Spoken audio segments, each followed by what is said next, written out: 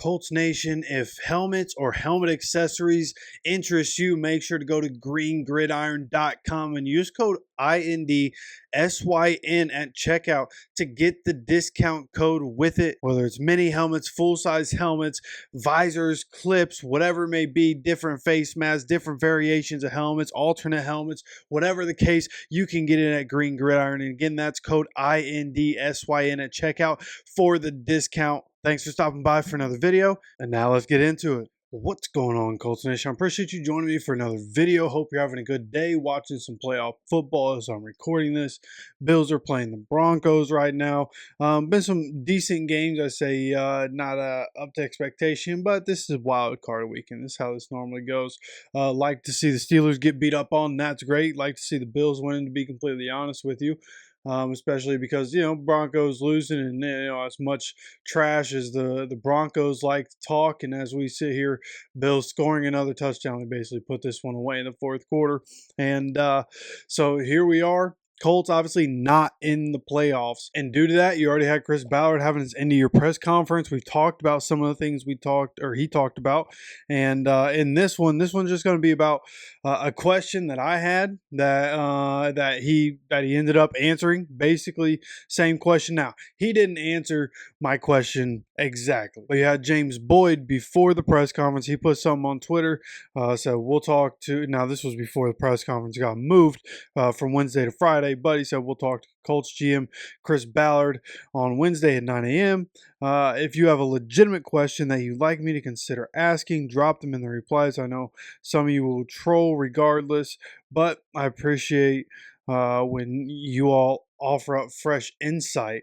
And again, he didn't ask this question verbatim, but there was one point where I heard James Boyd's voice asking a question, and it was essentially the exact same question. And my question is, after years of the same approach, have net the same results, what can we expect change in your approach to build a winning team going forward starting in 2025? So again, it wasn't in those words, and James Boyd does good work. I don't want to sit here and try to take credit for what he did. He's the one that asked the question and got the answer.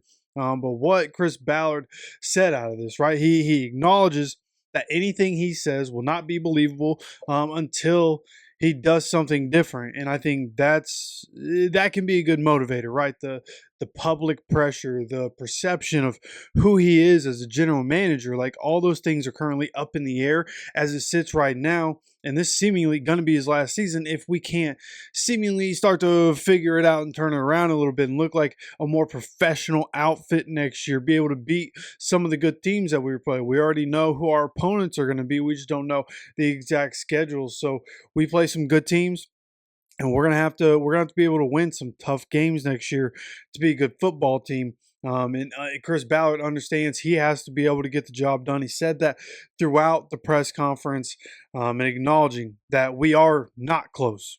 As an 8-9 football team that can't seem to make the playoffs year in and year out, we fall apart at the worst possible times. We're not close, and he acknowledges that.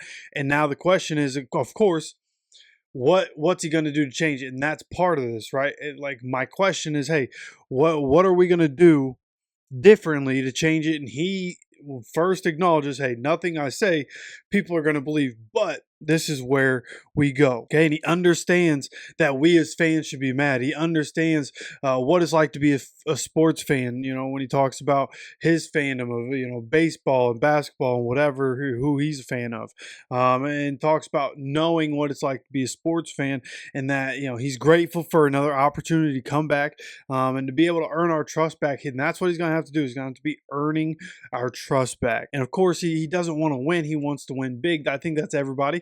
Right? When you talk to anybody, and he wouldn't say anything different.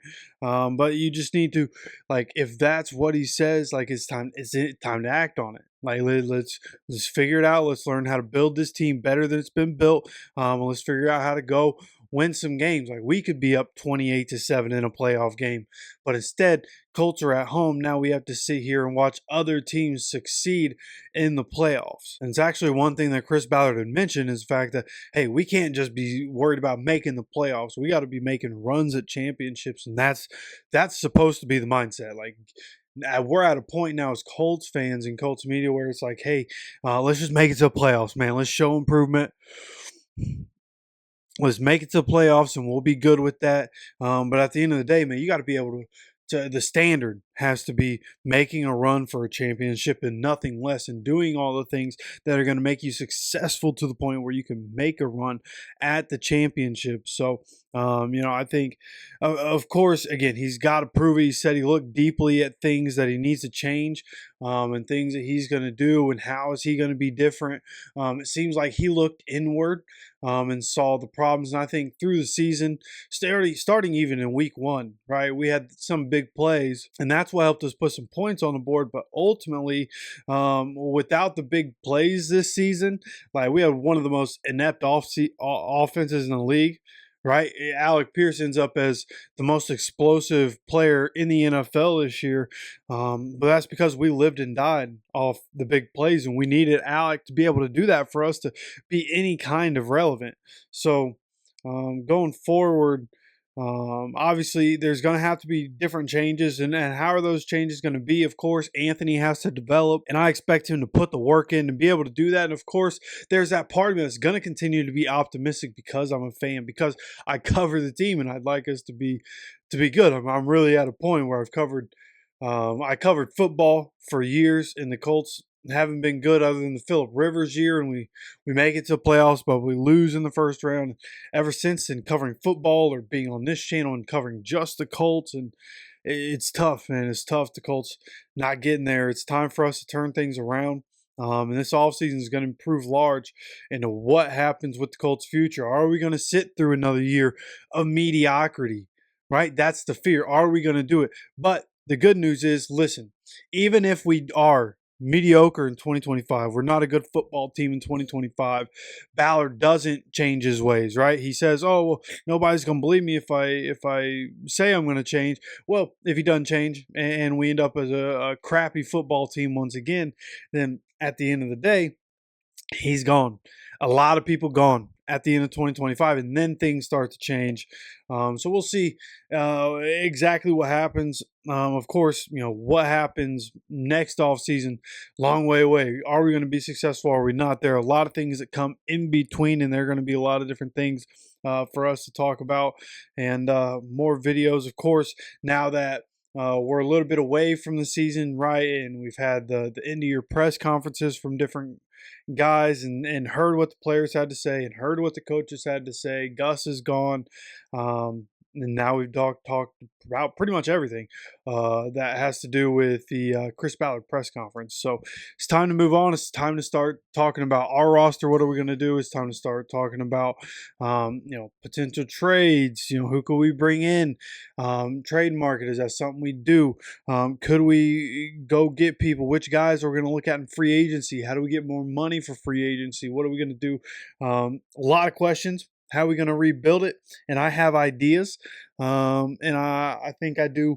I think I do a pretty good job trying to problem solve in that way. I think I do a pretty good job, and I'll look through the list and we'll try to figure out competition. That's the name of the game. Competition and consistency, 2 words for 2025 for the Indianapolis Colts. We're going to try to see what we got to do to find both of those things throughout this offseason. So make sure you're subscribed. Have notifications on so you get notified anytime we drop any content on this channel. Again, got plenty of content coming. And of course, I appreciate you as always stopping by for another video. As always, take care of yourself, take care of each other, and go Colts.